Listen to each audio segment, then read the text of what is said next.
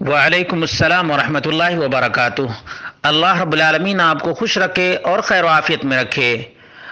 آپ کا سوال یہ تھا کہ کچھ لوگ کہتے ہیں کہ کلمہ ہمیں جنت میں لے جائے گا اور جس نے کلمہ پڑھ لیا وہ شرک نہیں کر سکتا ہے۔ تو آپ کا سوال یہ ہے کہ کیا صرف کلمہ کی بنیاد پر جنت میں جا سکتا ہے آدمی، جبکہ اس کے لیے 3 چیزوں کا ہونا ضروری ہے: زبان سے اقرار، دل سے قبول اور اعضاء اور جوارح سے عملی تصدیق۔ یہ سب بالکل آپ نے صحیح فرمایا ہے۔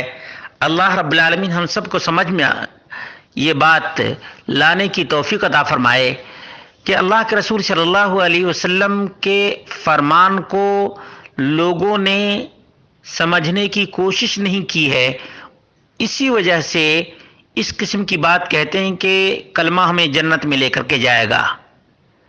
اگر کلمہ میں جنت لے جانے کی خصوصیت ہوتی کہ کوئی آدمی کہہ دیتا اور جنت میں چلا جاتا تو عبداللہ بن ابی نے بھی کلمہ پڑھا تھا، اس نے نماز بھی پڑھی تھی، لیکن اللہ رب العالمین نے اس کو فی الدرک الاسفل من النار، جہنم کے نچلے طبقے میں اس کو رکھا۔ بات سمجھ میں آ رہی ہے؟ کلمہ بھی پڑھا، نبی کے پیچھے نماز بھی پڑھا، نبی نے اپنا کرتا بھی دیا، نبی نے جنازے کی نماز بھی پڑھائی، سب کچھ نبی نے کیا صلی اللہ علیہ وسلم، لیکن کیا ان تمام کے باوجود وہ جنت میں جائے گا؟ نہیں جائے گا۔ تو کیا جو آدمی زبان سے بول دیتا ہے وہ جنت میں چلا جائے گا؟ یہاں کتنے لوگ ہیں جو کافر ہیں، اصلی کافر ہیں، لا الہ الا اللہ بول دیتے ہیں، تو کیا وہ سب کے سب جنت میں جائیں گے؟ دوسری بات سمجھنے کی ہے کہ مرتد کون آدمی ہوتا ہے، پتہ ہے؟ وہ آدمی جو پہلے لا الہ الا اللہ محمد رسول اللہ پڑھ لیتا ہے، مسلمان ہو جاتا ہے، بعد میں وہ مرتد ہو جاتا ہے، کافر ہو جاتا ہے، تو کیا اس کو بھی یہ کلمہ جنت میں لے جائے گا؟ اب آئیے اپنی بات کی طرف۔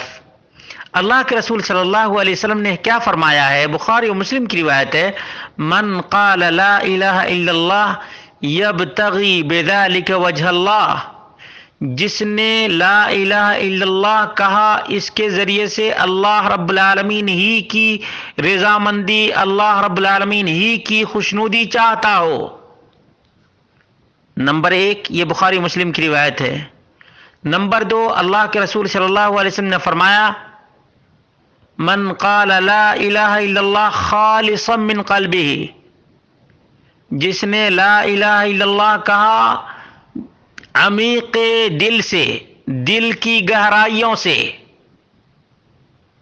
دل سے اس نے ایسا نہیں کہ زبان سے کہہ دیا۔ اسی لیے کسی نے کہا تھا زبان سے کہہ بھی دیا لا الہ تو کیا حاصل، دل و نظر جو مسلمان نہیں تو کچھ بھی نہیں۔ کیا کوئی آدمی بتا سکتا ہے کہ اللہ کے رسول صلی اللہ علیہ وسلم کے فرمان بین العبد والکفر ترک الصلاۃ، کہ ایک مومن آدمی اور ایک کافر کے درمیان نماز کے چھوڑنے کا فاصلہ ہے، اتنا ہی فاصلہ۔ نماز کی پابندی کیا مسلم رہا، نماز کی پابندی نہیں کیا دائر اسلام سے دائر کفر میں چلا گیا۔ کیا اس آدمی کے لیے بھی لا الہ الا اللہ جنت میں لے جائے گا؟ لا الہ الا اللہ کتنی عجیب بات ہے۔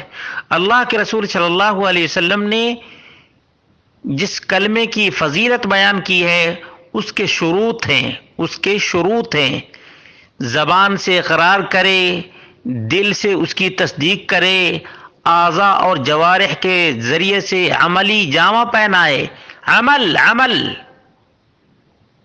ایک آدمی کہے کہ بھائی نہیں روزہ رکھیں گے اور نہ ہی نماز پڑھیں گے، نہ ہی زکوٰۃ دیں گے، کوئی بھی اسلام کے ارکان کو ہم نہیں ادا کریں گے، ہم نے تو کلمہ پڑھ لیا ہے، اب ہم جو دل میں آئے کرتے چلے جائیں، تو اللہ کے رسول صلی اللہ علیہ وسلم نے مسلمان چور کو کیوں ہاتھ کاٹنے کا حکم دیا؟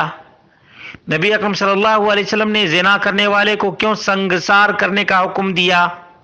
اس سے ذرا پوچھیے آپ نے کہا کہ ہم کیسے اس کو سمجھائیں؟ حقیقت یہ ہے کہ جو آدمی لا الہ الا اللہ کے شروط، اس کے تقاضے کو پورے کرے گا وہ آدمی واقعتاً جنت میں جائے گا، لیکن جو آدمی زبان سے لا الہ الا اللہ کہے اور بغل میں، سینے میں، گلے میں اور زبان پر بھی غیر اللہ کی محبت رکھا ہو، ہندوؤں کے طور طریقے کو اپنائے، یہ کون سا کلمے کا اقرار ہے؟ یہ تو کلمے کا مذاق اڑانا ہے۔ جس طرح سے آج ہم بہت سے لوگوں کو دیکھ رہے ہیں کہ اپنے آپ نام رکھا ہے مسلمانوں جیسا، جاتا ہے مورتی کی پوجا کرنے کے لیے، تو کیا اس کے لیے بھی وہ کلمہ نہیں پڑھتا ہے؟ وہ تو سب سے بڑا اپنے آپ کو مسلمان کہتا ہے، چاہے ہم روزہ رکھیں چاہے نہیں رکھیں، ہم سب سے بڑے مسلمان، مورتی کی بھی پوجا کریں ہم سب سے بڑے مسلمان۔ ان سے آپ پوچھئے کہ کیا یہ کلمہ اس کو بھی جنت میں لے جائے گا؟ اگر اس کو کلمہ جنت میں نہیں لے جائے گا تو جو آدمی کلمہ کے شروط کو نہیں مانتا اس کو بھی یہ کلمہ جنت میں نہیں لے جائے گا۔